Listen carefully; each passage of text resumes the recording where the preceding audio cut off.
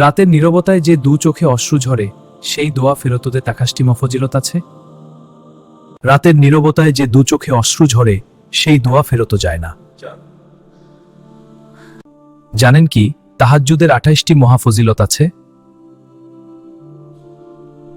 আল্লাহর বিশেষ নৈকট্য লাভ, দোয়া কবুলের সর্বোত্তম শেষ তৃতীয় অংশ, গুনাহ মাফের বড় মাধ্যম, ঈমান মজবুত হয়, অন্তরে নূর সৃষ্টি হয়, রিজিকের বরকত বৃদ্ধি, কঠিন সমস্যা সহজ হয়, মানসিক শান্তি বৃদ্ধি, আল্লাহর ভালোবাসা অর্জন, আমলনামায় নফল ইবাদতের ভারী সওয়াব, কিয়ামতের দিন বিশেষ মর্যাদা, জান্নাতের উচ্চ দরজা লাভের আশা, কবরে প্রশান্তি, তাকওয়া বৃদ্ধি, ধৈর্য ও আত্মসংযম বৃদ্ধি, রিয়া কমে, কারণ গোপন ইবাদত, শয়তানের প্রভাব হ্রাস, হৃদয়ের কঠোরতা নরম হয়, আল্লাহর রহমত অবতীর্ণ হয়, ফরজ আমলের মান উন্নত হয়, জীবনে বারাকাহ বৃদ্ধি, দুঃসময় কাটানোর শক্তি, সুন্নাহর অনুসরণ, পরিবারের উপর রহমত, আত্মশুদ্ধির শক্তিশালী মাধ্যম, আল্লাহর সাথে একান্ত কথোপকথনের সুযোগ।